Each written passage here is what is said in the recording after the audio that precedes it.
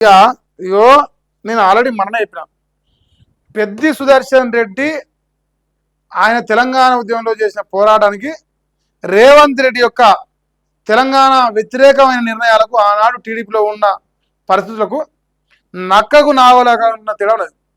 పెద్ది సుదర్శన్ రెడ్డి ఒక కాలేజీ ఆయన వల్ల వచ్చింది, మెడికల్ కాలేజ్ వచ్చింది. ఆ మెడికల్ కాలేజీ ముందర ఆయన విగ్రహం పెట్టుకోరు. దాన్ని అడ్డుకుంటే ఏం వస్తుంది అసలు నాకు అర్థం కావట్లేదు. ఇప్పుడు ఆ విగ్రహాన్ని తీసేసే ప్రయత్నం చేసిరా, ఇగో ఈ పొజిషన్లో పెట్టినట్టు. అది ప్రైవేటు వ్యక్తి భూమి, ప్రభుత్వ భూమి కాదు.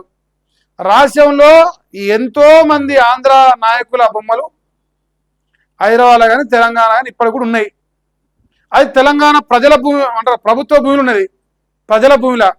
అట్లా ప్రభుత్వ భూమిలో ఏం పెట్టలే వాళ్ళు, ప్రైవేటు జాగాలో వాళ్ళ సొంత జాగాలో వాళ్ళ స్నేహితుడు సన్నిహితుడు ఆయన అభిమానంతో ఆయన వల్ల ఈ కాలేజ్ వచ్చింది, మెడికల్ కాలేజ్ అని ఒక గుర్తుగా ఉండడం కోసం ఒక విగ్రహం పెట్టిను. మీ కళ్ళల్లో కాకులు పొడిచినాయా? మీ కళ్ళల్లో ఎందుకంత ఉసురు పోసుకుంటారు? చనిపోయిన మనిషి మీద ఎందుకు గీ దుర్మార్గం?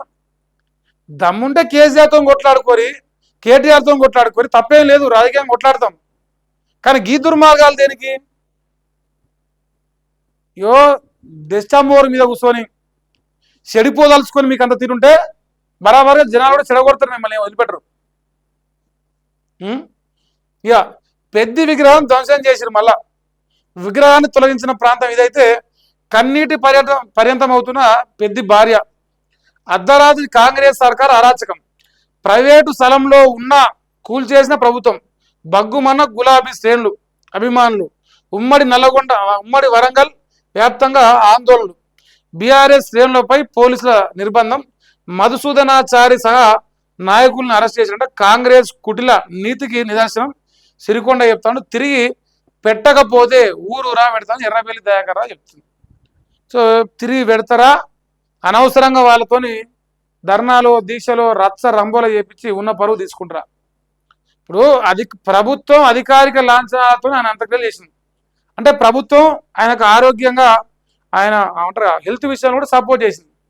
మరి ఇంత మంచో లెక్క నటించి ఆయన చనిపోయిండు, ఆయన అంత్యక్రియలు అయిపోయి అన్నీ అయిపోయినాయి, వాళ్ళు ఏదో విగ్రహం పెట్టుకోరు. మీ కళ్ళలో ఎందుకంత మంటలెత్తాంది? ఎందుకంత నిప్పులు పోసుకుంటారు? మీరు నిజంగా మంచోళ్ళక నటిస్తురా? అదన్న క్లారిటీ ఇది జనాలకు. అది బరాబర్గా క్లారిటీ ఇవ్వాలని అవసరం ఉన్నది. ఇక నర్సంపేట గడ్డపై పెద్ద విగ్రహం నిలబెడితేనే కాంగ్రెస్ ప్రభుత్వానికి ముచ్చెమటలు పడుతున్నాయి. అందుకే పోలీసులను ఉసిగొలిపి విగ్రహాన్ని తొలగించింది. ఇది పాశవిక చర్య, ప్రభుత్వం వెనక్కు తగ్గాలి అని చెప్పేసి అంటున్నాను. బీఆర్ఎస్ కేటీఆర్ అంటున్నారు.